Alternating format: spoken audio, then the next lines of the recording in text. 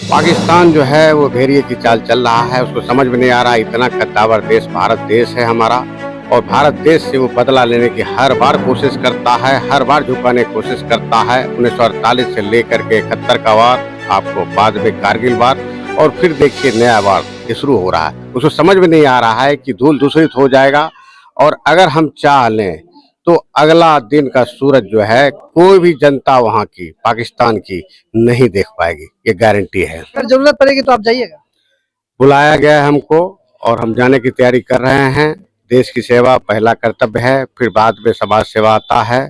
पहले देश सेवा करके आएंगे, फिर समाज सेवा करेंगे। अच्छा, एक सवाल मेरा रहेगा आपसे, जैसे आपको बोले कि हमको बुलाया गया है, तो आपको कौन बुलाया? ये हेडक्वार्टर से आता है आदेश, सभी जितने भी हैं रिटायर्ड हैं पर्सन, सबको आना है। सबको आना है। युद्ध शुरू होने की स्थिति में प्रेजेंट होना है, और आप आइए। अच्छा, जितना इतना जो समाज सेवा आप कर रहे हैं, अभी जो इलेक्शन की तैयारी भी कर रहे हैं, अगर आप जाते हैं वहाँ, जैसे आप बोले कि हमको बुलाया गया है, आप जाते हैं, भगवान न करे कहीं कुछ हो जाए, तो फिर क्या होगा? अगर हो गया तो हम स्वर्ग चले जाएंगे, ऊपर चले जाएंगे। अगर जीत के यहाँ आएंगे तो हम जीत सुनिश्चित करेंगे, क्योंकि जनता हमें लाइक करेगी। भाई युद्ध में जा करके आया है, भारत को जिताया है, तो अब इनको भी जिताते हैं। मतलब बार बार जो है इस तरह का वो हरकत करता है और बार बार हारता है, फिर कोशिश करता है। वो हारता है, वही कह रहे हैं ना कि एक ऐसा उनको उन्माद है कि हम जीत जाएंगे, हम आगे बढ़ जाएंगे, पीओके हम लेके रहेंगे, और आगे भी कश्मीर है वो भी लेके रहेंगे, और पीछे नहीं हटेंगे। ऐसा सोच करके वो बढ़ रहा है, लेकिन वो जो है समझ ना समझ वाली बात है, उसको समझ में नहीं आता है इतना बड़ा कद्दावर देश के साथ कैसे आगे बढ़ सकता है, कैसे बदला ले सकता है।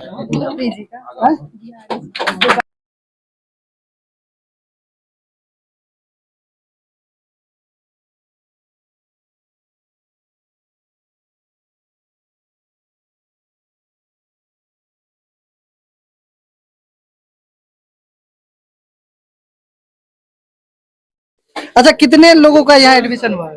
अभी फिलहाल 25 आदमी का। 25 आदमी का 25 आदमी का एडमिशन हुआ है। कितना बजे से कितना बजे सेंटर खोलिएगा?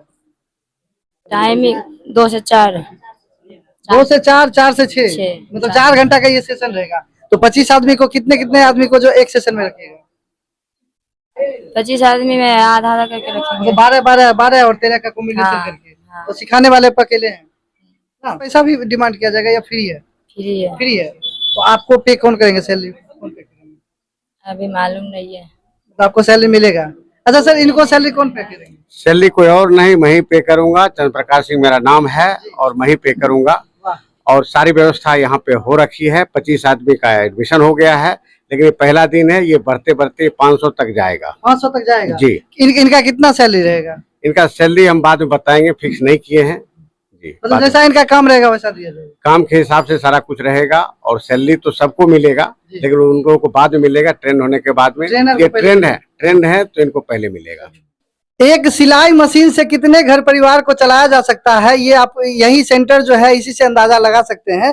ये आपको दिखने में मात्र एक सिलाई मशीन लग रहा होगा, लेकिन इस सिलाई मशीन का प्रशिक्षण लेके लोग अपना घर परिवार सब कुछ चला रहे हैं, और अपना जो जीविका है वो उसका उपार्जन कर रहे हैं। अभी हम पकठौल वार्ड नंबर 2 में है, और यहाँ भी सिलाई सेंटर का एक ओपनिंग होने जा रहा है, जो कि यहाँ के भावी विधायक चंद्र प्रकाश सिंह उन्हीं के द्वारा जगह जगह जो किया जा रहा है। बहुत सारे लोग जो है यहाँ पे सीखने के लिए आए हैं, और इसी आशा में सीखने के लिए आए कि हम सीख जब लेंगे तो इससे रोजगार पैदा होगा, रोजगार पैदा होगा तो कुछ पैसे से अपने बच्चे को हम स्कूल भेज सकेंगे। इन लोगों का अब सोच हो गया कि 2 आदमी मिलकर अगर काम करेंगे तो हमारा परिवार जो है तरक्की करेगा। तो यही सब पे हम बात करने के लिए आए हैं। क्या नाम है आपका?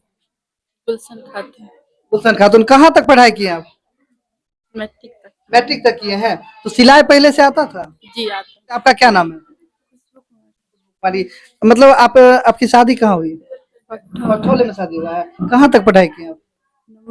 9वीं पास है। अच्छा, सिलाई पहले से आपको आता है कि नहीं आता है? नहीं आता है, सीखने के लिए आए हैं। आपको सिलाई आता है पहले से? हाँ आता है। और थोड़ा बहुत जो है यहाँ भी सीखिएगा? हाँ सीखेंगे। अच्छा, मतलब सीखने के लिए आए होंगे, तो अब तो आपकी शादी होगी, तो परिवार से परमिशन लेना पड़ा होगा? हाँ, परमिशन बिना परमिशन कोई काम नहीं। क्या कह के परमिशन लिया? मतलब जाना है थोड़ा सा सिलाई और सीखना है, या कोई भी चीज आगे मतलब करना होता है ना। मतलब सीधा बोले में जब हम जा रहे हैं सिलाई सीखने के लिए, जो सिलाई सीख के जो पैसे आएंगे उससे अपना परिवार में जो खर्च होता है उसमें मिलजुल के करेंगे। हाँ, दोनों मिलकर करेंगे काम। और ये सिलाई सेंटर कौन खोल रहे हैं? चंद्र प्रकाश। अब यहाँ के जो ट्रेनर है उनसे हम बात करते हैं। इस सिलाई सेंटर के ट्रेनर आप ही हैं? हाँ, आप कब सीखे? उनको करीब 9 साल हो गया सीख के। 9 साल हो गया सीखे। अभी सिलाई वगैरह करते हैं? कितना रुपया डेली कमाते हैं? अभी उतना ही दूसरे का नहीं सिलते हैं, थोड़ा बहुत सिलते हैं। मतलब 200 रुपया? नहीं, 100 रुपया? हाँ तो थोड़ा 100 रुपया हंसने की बात नहीं है। अगर 100 रुपया आप कमाते हैं तो 3000 का महीना हुआ। घर बैठे आप 3000 कमा रहे हैं। सब कुछ मतलब बच्चों को भी देख रहे हैं, घर परिवार को भी देख रहे हैं, खाना भी बना रहे हैं, सब काम करके जो बचा हुआ समय है उसमें से आप 100 रुपया का डेली मतलब 3000 का महीना तो कमा रहे हैं। हाँ, छोटा मोटा बात नहीं है ये। 3000 रुपया कमाते हुए रुपया से क्या करते हैं? क्या करते हैं, घर खर्चा में निकालते हैं। घर खर्चा में डालते हैं। चलिए, तो आपके पति कहाँ पे रहते हैं? वो मुंबई में। मुंबई में। क्या करते हैं? मुंबई में काम चलते हैं। काम चलता है। तो आप 9 साल पहले सीखे थे, कहाँ सीखे थे आप? अपने मायके में। मायके में सीखे थे। तो इन लोगों को सिखा दीजिएगा आप। पक्का? हाँ, चलिए, तो ये सिलाई सेंटर जो खुल रहा है कौन खोल रहे हैं? चंद्र प्रकाश सिंह है वो, चल वही खोल रहे हैं। तो ये जो है कितना कारगर होगा महिलाओं के रोजगार में, ये तो हम लोग जानते ही हैं। रोजगार से जैसे यहाँ के ट्रेनर जो है उनसे भी हम जानकारी लिए, जो 3000 का मंथली जो है ये लमसम कमाते हैं और घर के खर्च में डालते हैं, जिससे कि होता है 2 आदमी कमाने से खर्च जो है कम, खर्च वही रहता है लेकिन थोड़ा सा सहूलियत हो जाता है। आप यहाँ के उप मुखिया हैं, क्या नाम है आपका? लक्ष्मी देवी। लक्ष्मी देवी। आप ही का घर है? हाँ, हमारे घर। तो मतलब सिलाई सेंटर के लिए आप जो ये दरवाजा दे दिए? जी। चलिए, बहुत अच्छी सोच है, बहुत अच्छी पहल है। मैं आपके पास एक बेटा बन के आया हूं और जो मेरा कार्यक्रम चल रहा है पिछले 8 साल से समाज सेवा के क्षेत्र में, उसमें जितने भी हमारे कार्यक्रम हैं उसके वजह से आज बेगूसराय शिक्षा के अलग जगह में नंबर 1 आया है। और ये बहुत ही गौरव की बात है। ये हमारा अथक प्रयास था जिसकी वजह से बेगूसराय टॉपर बना है। अब हम चाहते हैं कि आप लोगों को आगे बढ़ाएं, महिला सशक्तिकरण करें। महिला अगर जागरूक होगी, महिला अगर सशक्त होगी तो निश्चित रूप से हमारा समाज बढ़ेगा, समाज आगे बढ़ेगा। समाज आगे कैसे बढ़ेगा? एक बात जान लीजिए, हमारे जितने भी युवक वर्ग हैं या भाई लोग हैं या पिता तुल्य लोग हैं, कमाने के लिए ये राज छोड़ देते हैं और ये राज छोड़ करके चले जाते हैं प्रदेश, बिहार के बाहर, और वहां रोजगार ढूंढते हैं, मजदूरी का काम ढूंढते हैं और मिलता भी है, कभी नहीं मिलता है। अगर मिलता है तो 10,000, 12,000, 15,000 इतना सैलरी मिलता है। उसमें से 5-6 हजार तो खाने पीने और रहने में लग जाता है। 7-8 हजार या 10,000 बचता है या नहीं बचता है, ऊपर वाला जाने। अब बात ये उठती है कि महिलाएं जो घर में बैठी रहती हैं, एक रोजगार उनको मिल जाए तो रोजगार मिलने के बाद क्या होगा कि आपके पास प्रतिदिन डेली के हिसाब से 500, 600, 1000, 2000 रुपया रहेगा और डेली के हिसाब से आपको उपार्जन होगा। अगर इतना समृद्धि आ जाएगी तो हमारा कोई युवक वर्ग, पुरुष वर्ग कभी बाहर जाएगा? मैं आप लोगों से पूछना चाहता हूं। जब घर में समृद्धि है, घर में पैसे हैं, घर में सब कुछ समर्थ है, तो हमारे युवा वर्ग क्यों बाहर जाएंगे? तो मेरा उद्देश्य 2 है इसमें से।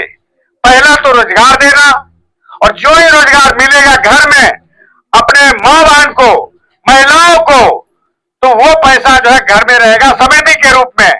तो हमारे युवा वर्ग जो पुरुष वर्ग है वो भी यहाँ पे कुछ कुछ बिजनेस कर लेंगे, या हम जो मार्केटिंग करवाएंगे आपका प्रोडक्ट के माध्यम से, जो आप स्टिचिंग करेंगे सिलाई कटाई मशीन के माध्यम से, वो मार्केट में जाएगा और हमारे युवा वर्ग जो पुरुष वर्ग है उसको मार्केट में ले जाएंगे।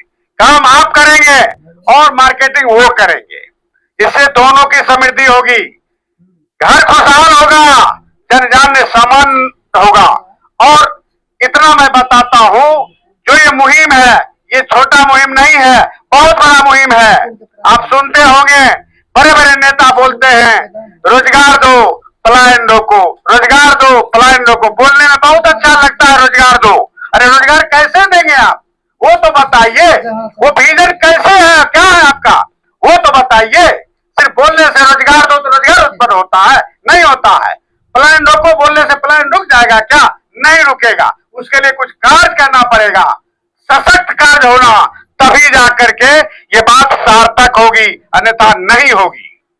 आप लोगों को मैं क्लियर बोल दूं, आप लोग जिस मुहिम में जुड़ रहे हैं ये बहुत बड़ा मुहिम है, और नारी शक्ति के रूप में आप लोग उभर के सामने आइए और पूरा तेघड़ा विधानसभा को अव्वल बनाइए, सोने की नगरी बनाइए। और ये आप लोग ही कर सकते हैं, दूसरा कोई नहीं। आपको पता होगा सबसे नीचे सबसे लास्ट में है जहां पे रामेश्वरम है, आप जानते होंगे, रामेश्वरम जाते हैं घूमने के लिए, कोई गए भी होंगे, वहीं पे केरला राज्य है बगल में ही।